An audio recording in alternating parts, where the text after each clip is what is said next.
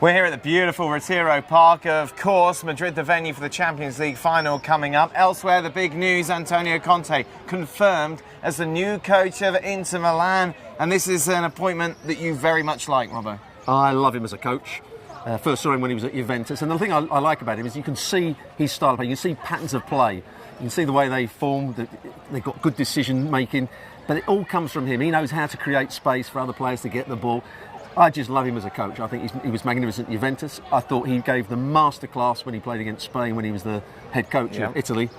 He then went to Chelsea, and after I was shocked that he played with a back four in the first 2 or 3 weeks at Chelsea. Then he changed to a back three, and from that moment on, they were a magnificent team that season. Then he fell out with 1 or 2 players. But as a coach, I think there is only one better than him, and that's Pep Guardiola. Now, Inter fans have come out and said basically it's not just about winning for Inter, it's the style of play as well. That's their concern. Yeah, Conte's play isn't exactly attractive. And my argument would be, when he was at Juventus and that first season at Chelsea, are you telling me that was boring football? It was magnificent football. He gets the ball into the front players as quickly as possible. The front two usually link up. He's got wing backs high up the field. He's got a back three that want to come out and play.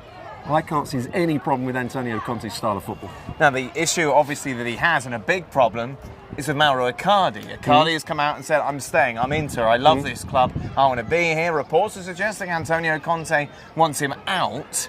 This is going to be a difficult political situation for him to negate, isn't it? It will be, but I think he's strong enough to say that if he doesn't want Icardi, he can sit on the bench. Icardi has not been very good this season, for whatever reason it is. I'm not sure he's the player that everybody thinks he is. He's a good striker. He's a good striker, but not a great one. And I wouldn't say that he's one of the best players in the world in the centre forward position. So if Antonio Conte doesn't want him, I think he'd be brave enough to leave him on the bench. So what should the goals be for Inter? Yeah, is it just about closing the gap on Juventus? Is it that simple? No, winning Serie A. I think at the moment Juventus might be in a slight bit of turmoil. They're not sure who the next manager's going to be.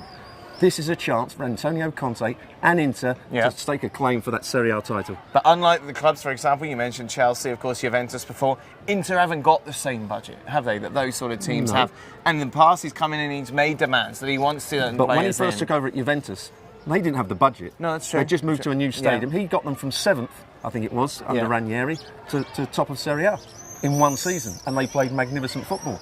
And he got the best out of some very average players. He got the best out of average players for the Italian side. He can get the best out of some very good players into Milan. So you think he's got the personnel there at the moment to compete with Juve? Yes, I do. He makes that much of a difference. If he just brings in 1 or 2 players and his coaching ability, Inter will challenge Juventus. Stewart Robson, thank you very much. The #1 fan of Antonio Conte. Of course, a lot more from us here in Madrid over the next 48 hours as we continue to count down to the start of the Champions League final.